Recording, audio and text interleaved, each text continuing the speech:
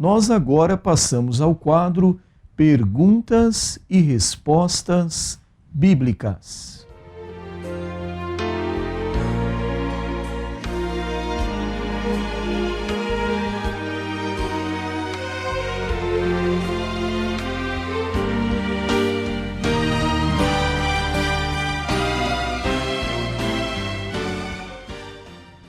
A primeira pergunta de hoje é do nosso ouvinte Joselito.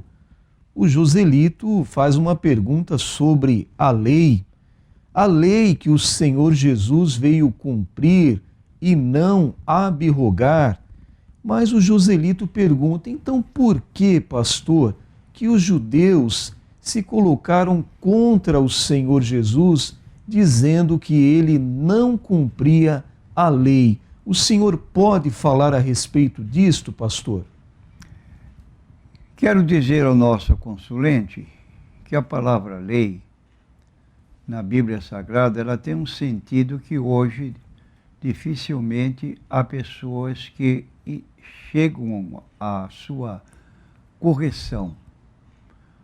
Quando se fala da lei, sempre se pensa 10 mandamentos. Não existe lei de 10 mandamentos. Existe lei de Deus e lei de Moisés. Se lei de Deus e lei de Moisés é a mesma lei. De Deus porque foi ele que deu e de Moisés porque foi ele que escreveu. Logo, esta lei tem 613 mandamentos. E estão escritos estes mandamentos nos 5 primeiros livros da Bíblia, chamados Pentateuco, Penta 5, Gênesis, Êxodo, Levítico, Números, Deuteronômio. Nesses 5 livros, então, que contém 613 mandamentos, que Jesus veio cumprir. E temos na Bíblia Sagrada, no livro de Lucas, Evangelho segundo escreveu Lucas, as seguintes palavras, que Jesus nasceu sob a lei. Primeiro, para poder citarmos essa expressão, temos que ler o livro de Gálatas, capítulo 4, versículos 4 a 5. Neste texto bíblico nós lemos assim: mas vindo a plenitude dos tempos, Deus enviou seu Filho, nascido de mulher, nascido sob, isto é, debaixo da lei, para remir os que estavam debaixo da lei, a fim de recebermos adoção de filhos. Então, se Jesus nasceu debaixo da lei, se tornou então obrigatória a lei, que ele cumprisse a lei. Agora, voltando ao texto bíblico, onde podemos encontrar alguns feitos de Jesus, nós vamos notar que se ele nasceu sob a lei, ele guardou algumas festividades atinentes à guarda da lei. Por exemplo, em Lucas capítulo 2 e versículo 41, nós vamos notar que Jesus se colocou nesta condição. Ora, todos os anos iam seus pais a Jerusalém à festa da Páscoa. Então, a festa da Páscoa era uma festa que estava dentro da lei, com 613 mandamentos, e Jesus não deixou de cumpri-la conforme a própria lei exigia.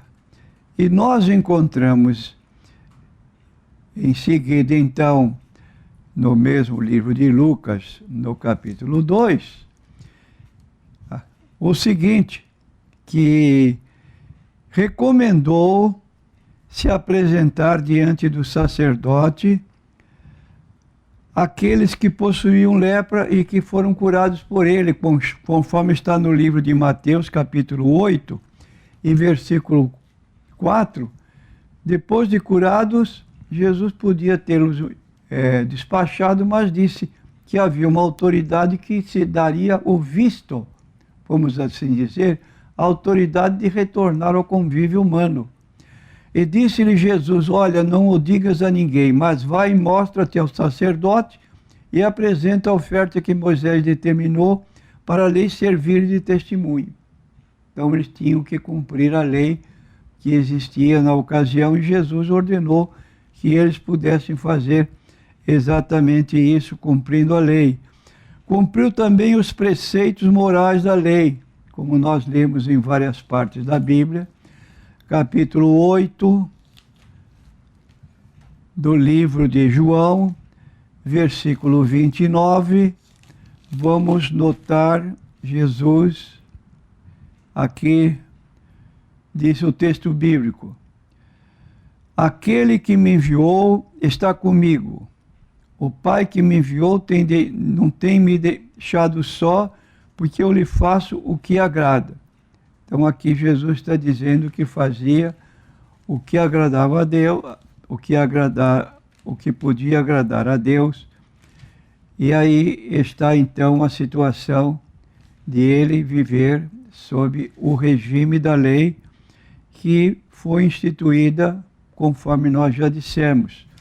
Nós lemos mais a respeito da posição de Jesus, que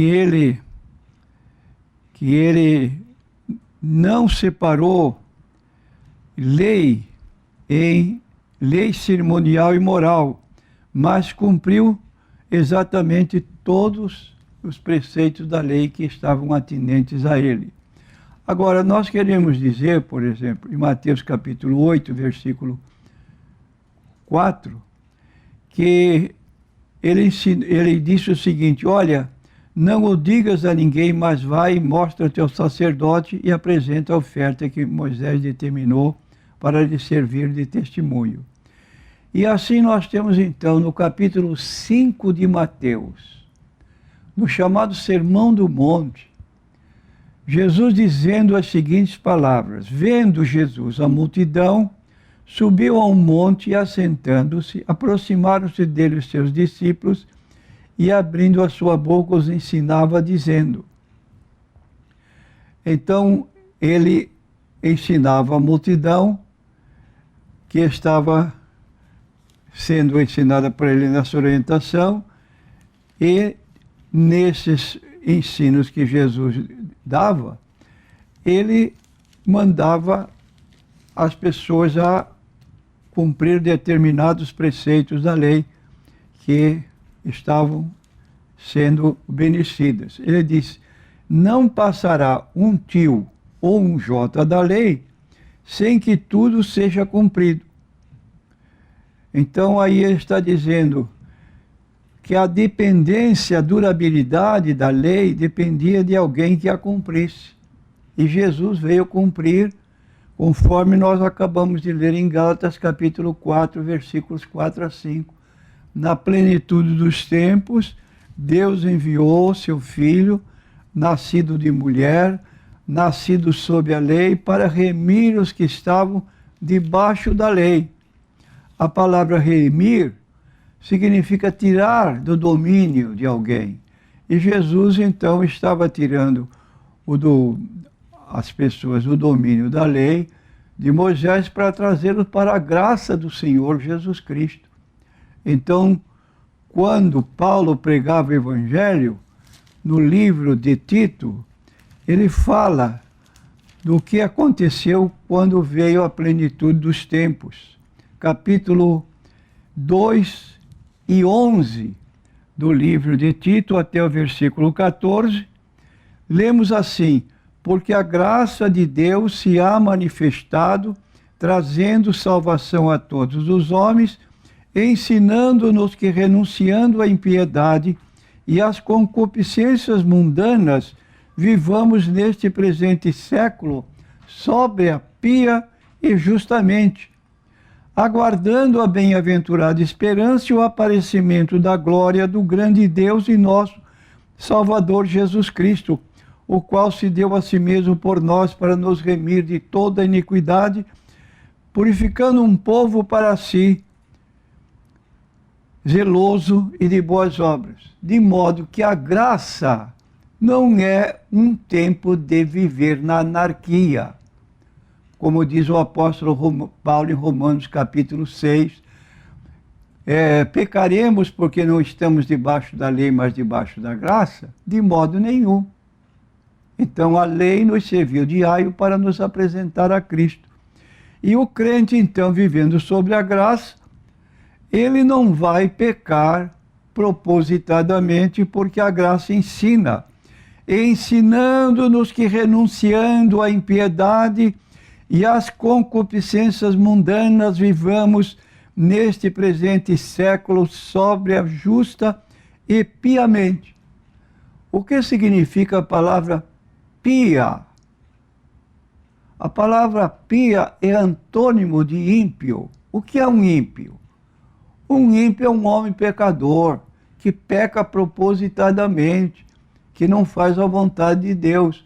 Agora, se a graça ensina a viver pia, significa viver santamente. Viver santamente é não envolver-se com o pecado. Então, nós estamos aqui dentro de uma colocação nova chamada graça, que nos orienta a viver dentro da vontade de Deus para nós nos dias presentes. A próxima pergunta é NQI Homem. O nosso ouvinte não quer se identificar. Ele diz aqui que ouviu de um certo pastor a seguinte expressão: a letra mata. Não devemos ir pela palavra, e sim pela fé. O que dizer, pastor? Esse entendimento está incorreto, não é próprio, porque um texto fora do contexto é pretexto. Bom, então nós teríamos que ler o 2 Coríntios, capítulo 6, a partir do versículo 3 até o final do assunto. O que o Paulo está abordando no tema é a letra mata, referindo-se à letra dos 10 mandamentos, escritos em pedra. Vou passar para ficar bem claro aos nossos ouvintes essa colocação que muitos usam sem saber empregar o sentido da palavra. 2 Coríntios, capítulo 3, nós lemos o seguinte: vós sois, vou ler do versículo 2 em diante para maior compreensão. 2 Coríntios, capítulo 3, versículo 2 em diante. Vós sois a nossa carta escrita em nossos corações, conhecida e lida por todos os homens, porque já é manifesto que vós sois a carta de Cristo ministrada por nós, escrita não com tinta, mas com o Espírito do Deus vivo, não em tábuas de pedra, mas nas tábuas de carne do coração. E eu pergunto para o nosso ouvinte, quais foram os mandamentos únicos gravados em pedra? Obviamente que estamos informados que são os 10, e é por isso e é por Cristo que temos tal confiança em Deus. Não que sejamos capazes por nós de pensar alguma coisa como de nós mesmos, mas a nossa capacidade vem de Deus, o qual nos fez também capazes de ser ministro de um novo testamento, não da letra, porque a letra mata, mas o Espírito vivifica. Se o ministério da morte, gravado com letras em pedras, veio em glória, e eu indago então do nosso ouvinte, que mandamentos foram gravados com letras em pedras, conhecido como ministério da morte? Obviamente, repetimos, são os 10 mandamentos. Então nós temos aqui que estes mandamentos conduziam à morte. Quando desobedecidos, havia apedrejamento do transgressor. Sem dúvida, era apedrejado. De modo que nós não estamos mais debaixo desses preceitos, como diz aqui o apóstolo Paulo, se o ministério da morte gravado com letras em pedras veio em glória de maneira que os filhos de Israel não podiam fitar os olhos na face de Moisés por causa da glória do seu rosto, a qual era transitória, como não será de maior glória o ministério do Espírito? Se o ministério da condenação foi glorioso, muito mais excederá em glória o ministério da justiça. Porque também o que foi glorificado nesta parte não foi glorificado por causa desta excelente glória. Porque se o que era transitório foi para a glória, muito mais é em glória o que permanece. Então aqui queremos dizer ao consulente que se trata de pessoas, principalmente obreiros, que com texto letra mata se justificam para não estudarem a Bíblia Sagrada, não seguirem as regras de hermenêutica, que se diz, ao citar um texto, você leia primeiro o contexto, antes e depois do texto, para você ter a compreensão exata do texto. Agora, não estudam, chegam ao púlpito, abrem a sua boca dizendo que receberam de Deus determinada mensagem e expõem ao povo deixando o que ele leu sem consistência, porque ele vai falar da própria cabeça, visto que ele não estudou o assunto, e vai passar para o povo aquilo que ele admite que seja Deus falando com ele, para ir também falando ao povo. Isso está errado à luz da Bíblia Sagrada. A verdade bíblica é a palavra de Deus.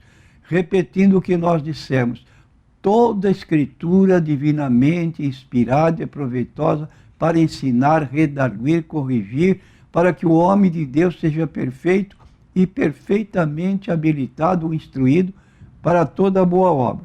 Então, nosso amigo consulente, não fique nessa de não poder ler a Bíblia, ou ler um texto que você abre a Bíblia ao acaso e fica por isso mesmo, passam-se os anos e continua o analfabetismo bíblico, porque a letra mata, entendendo-se a letra como se fosse a Bíblia, quando não se trata disso. A próxima pergunta é do ouvinte Ferreira e o tema é dízimo. O Ferreira pergunta ao pastor: além do dízimo que nós entregamos como uma contribuição voluntária para Deus, o que mais pode contribuir ou prejudicar a vida financeira de um crente? Porque ele está falando sobre essa fidelidade do dízimo, mas o que mais pode afetar a vida de um crente na área financeira, pastor? Bom, nós temos costume nas igrejas levantar o dízimo. O dízimo, há muita objeção contra o dízimo, alegando que o dízimo é da lei. O dízimo é da lei, sem argumentar. Só sabem dizer isso. No entanto, quando lemos a Bíblia Sagrada, vamos encontrar no primeiro livro da Bíblia, quando a lei ainda não tinha sido dada, porque foi dada por Deus a Moisés no Monte Sinai, exatamente depois que o povo de Israel se formou, ficou 430 anos no Egito como escravos, Deus libertou aquele povo, ao saírem receberam então a lei de Deus, contida em 613 mandamentos, que é o livro da lei. Isso está no capítulo 24 de Mateus, logo nos primeiros versículos. Esta lei que foi dada para o povo, que eles disseram, cumpriremos tudo que Deus tem mandado, não foi cumprida. Se tornaram idólatras e então as tábuas da lei foram quebradas e posteriormente feitas novas. Mas Deus disse no capítulo 31 do livro de Jeremias, versículos 31 a 34, que ele faria nova lei. Não igual ao que fez na terra, ao tirar da terra do Egito, que é exatamente a graça que estamos vivendo. Agora, então, há crentes que, premidos por essa colocação de lei, ele é da lei, não dá o dízimo da parte de Deus. E aí tem o texto que a Bíblia declara, né? Roubará o homem a Deus?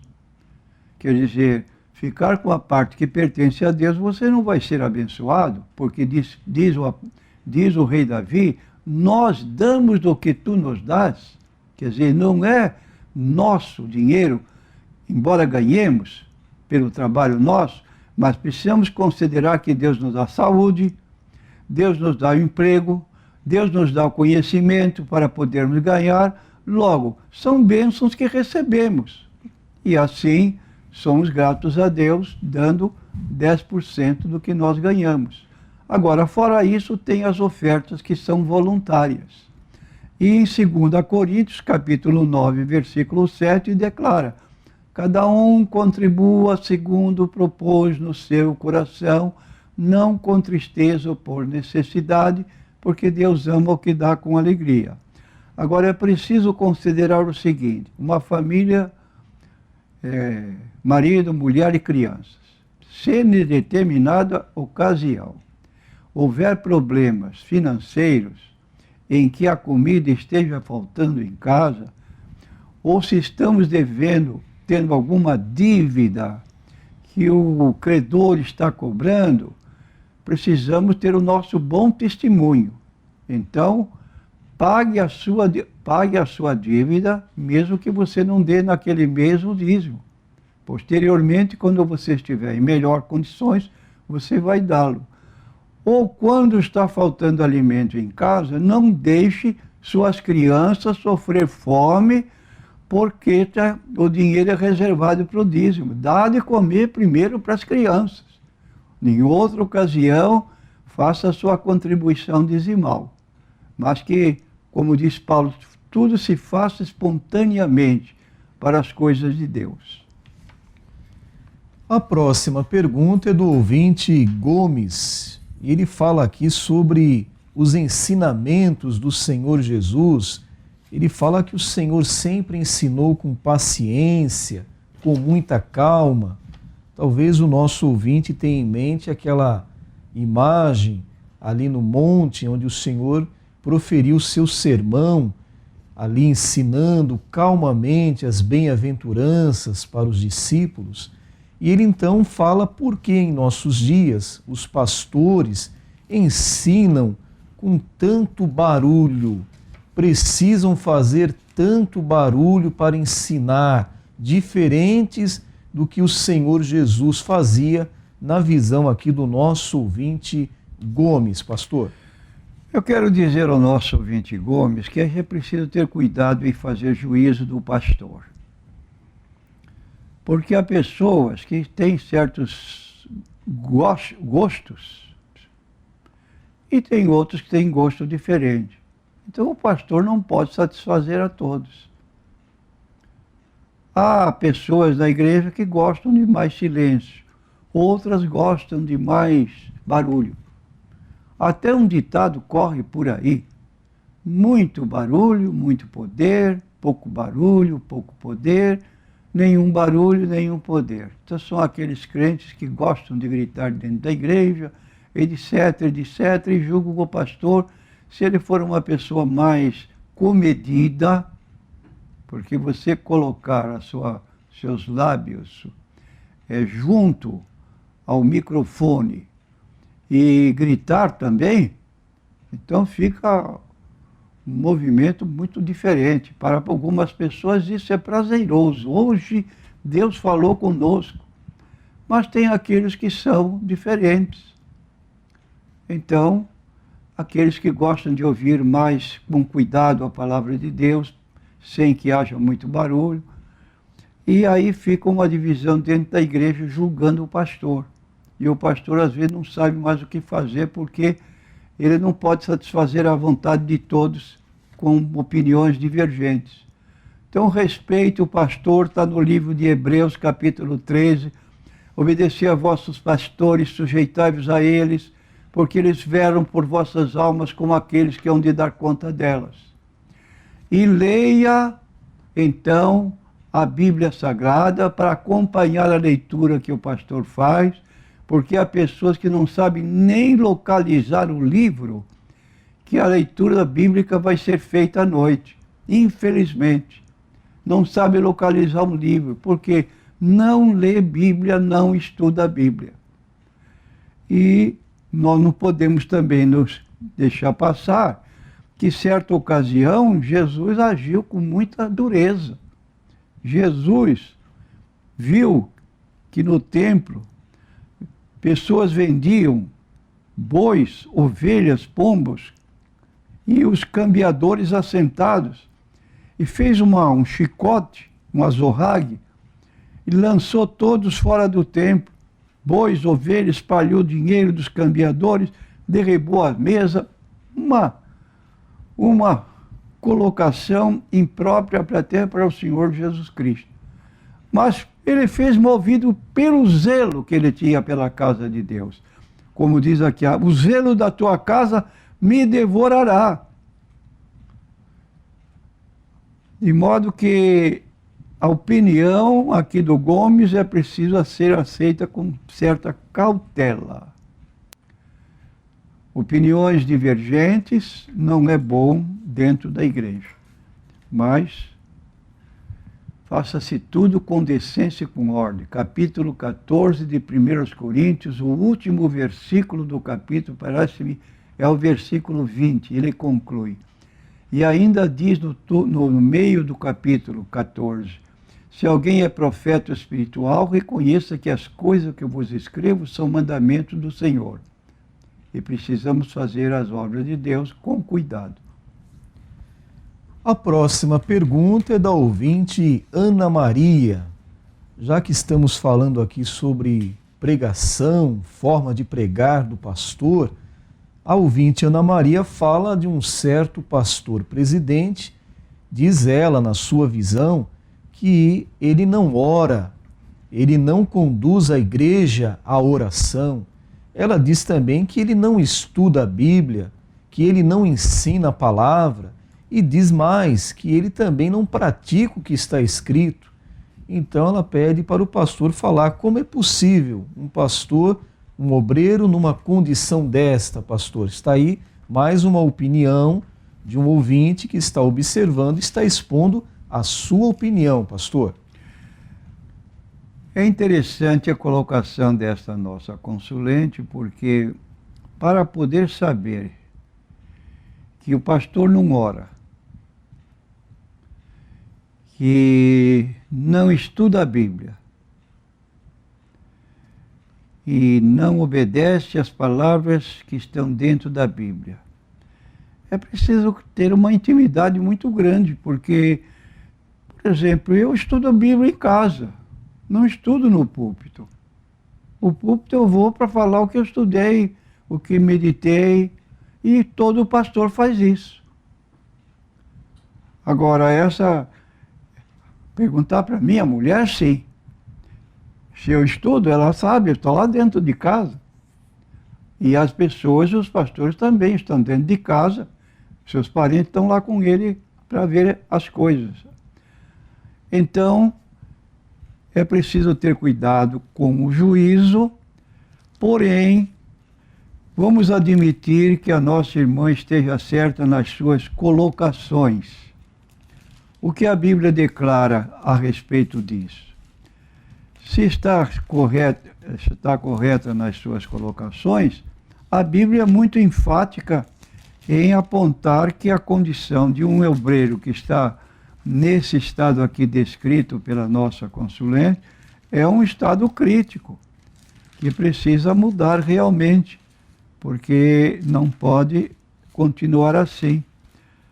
É capítulo 34 do livro de Ezequiel, que nós lemos aqui uma colocação que diz o seguinte: vou ler numa admissão de que o pastor esteja nessa condição. Não quero julgá-lo e admito que a própria consulente também, a não ser que ela seja aparente, para ter todos esses conhecimentos que aqui mencionados. Mas diz assim a Bíblia: ai dos pastores de Israel, 34 de Ezequiel, versículo 2, que se apacentam a si mesmo, não devem os pastores apacentar as ovelhas? Comeis a gordura, vos vestis da lã, matais o cevado, mas não apacentais as ovelhas.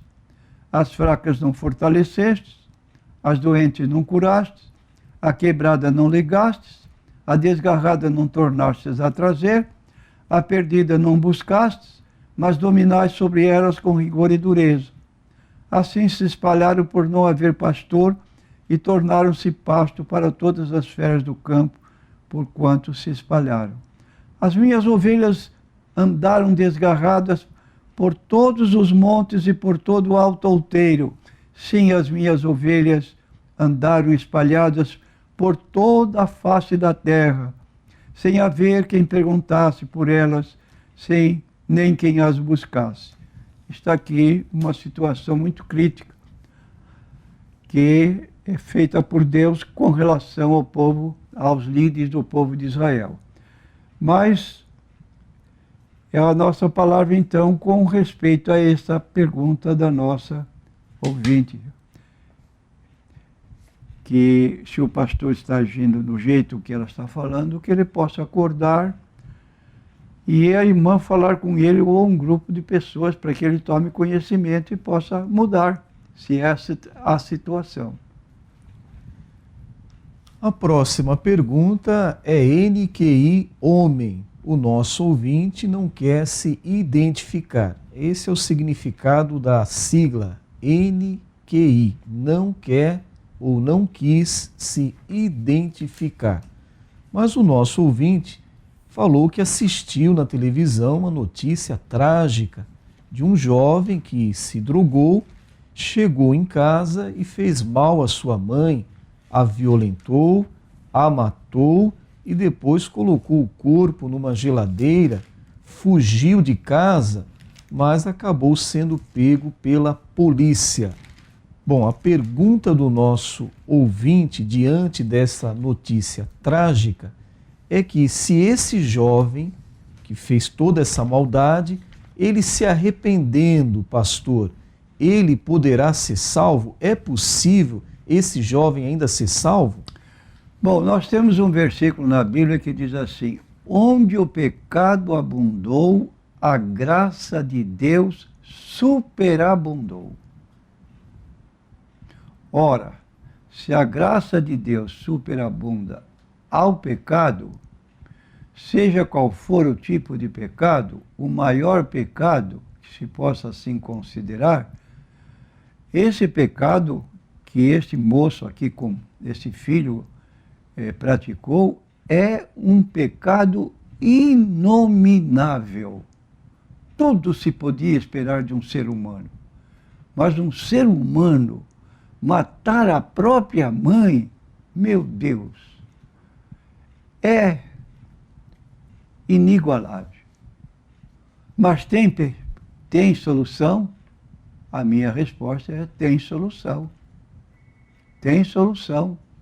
Nós lemos aqui no livro de Isaías, no capítulo 1, a oferta, o oferecimento que Deus faz ao maior pecador.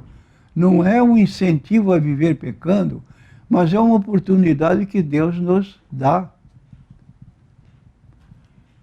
Diz o texto: vinde, argui-me, diz o Senhor, ainda que vossos pecados sejam como a escarlata, eles se tornarão brancos como a neve. Ainda que sejam vermelhos como o carmesim, se tornarão como a branca lã. Promessa de Deus.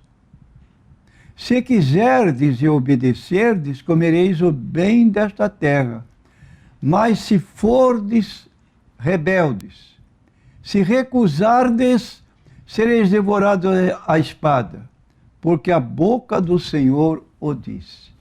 E eu quero dizer, eu sei que o nosso ouvinte não está nos ouvindo, mas a Bíblia declara para uma pessoa que rejeita o oferecimento da salvação, comete um crime desse e morre em pecado, só repetindo o que Jesus disse a respeito de Judas.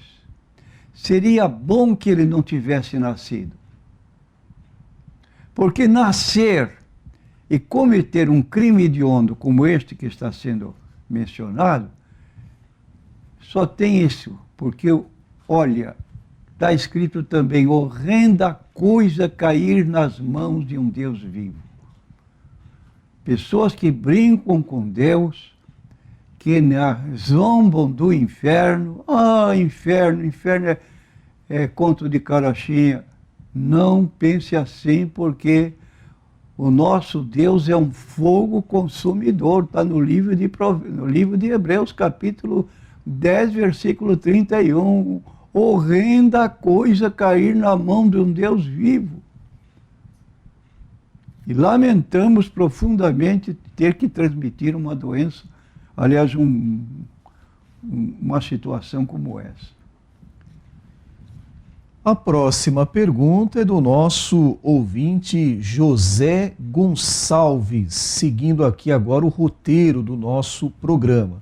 O ouvinte José Gonçalves pergunta ao pastor: Pastor, o que a Igreja Mundial apresenta está de acordo com a Bíblia Sagrada? A Igreja Mundial do Poder de Deus é uma igreja evangélica neopentecostal fundada na cidade de Sorocaba em 9 de março de 1998 pelo apóstolo já conhecido Valdomiro Santiago. Era ex-bispo da Igreja Universal do Reino de Deus. Sua sede, o Grande Templo dos Milagres, funciona no galpão de uma antiga fábrica que tem 43 mil metros quadrados de área construída, localizada na rua Carneiro Leão, no Brás, em São Paulo. Seu enfoque principal é a salvação, prosperidade financeira, a cura e os milagres. Bom, prosperidade financeira aí é um problema que já está ocorrendo, algo que não representa bem. Não emito opinião, porque não tenho prova, mas é uma situação de enfoque que já estão os boatos correndo quanto à forma financeira e às curas e milagres que ocorrem lá. Essa é a nossa informação que podemos dar dessa igreja. A próxima pergunta é da ouvinte Arleide. Ela diz aqui que é da Igreja Assembleia de Deus, mas ela pergunta ao pastor com relação ao livro de Daniel, capítulo 5, verso 31. O Dario mencionado nesse texto de Daniel 5:31 é o mesmo mencionado no livro de Esdras, no capítulo 4, verso 5, pastor? Nossa resposta é não. O relato bíblico dá-nos que Dario, o Medo, o novo ocupante do trono da Babilônia, com 62 anos de idade, conforme o registro de Daniel 5:31. Muito se tem debatido acerca da sua verdadeira identidade. No entanto, segundo o historiador judeu Flávio Joséfo, revela que a este rei os gregos dão outro nome. Esse nome que os gregos deram é Gubaru, governador de Gutium e também de Babilônia. O detalhe da menção da sua idade, segundo o texto bíblico, dá-nos a conhecer um homem maduro com bastante sentido de liderança. Este para uma melhor administração do reino. Já quanto ao Dario de Esdras 4, versículo 5, é o rei da Pérsia. Então trata-se de outro elemento, outro Dario, embora os nomes sejam iguais. O programa Consultando a Bíblia está chegando ao seu final, mas será reprisado à 1h da manhã. Agradecemos aos seletos ouvintes pela atenção e também pela participação em nosso programa e já os convidamos para que amanhã, nesta mesma emissora, a partir das 8h da manhã, venham acompanhar e participar de mais um programa Consultando a Bíblia.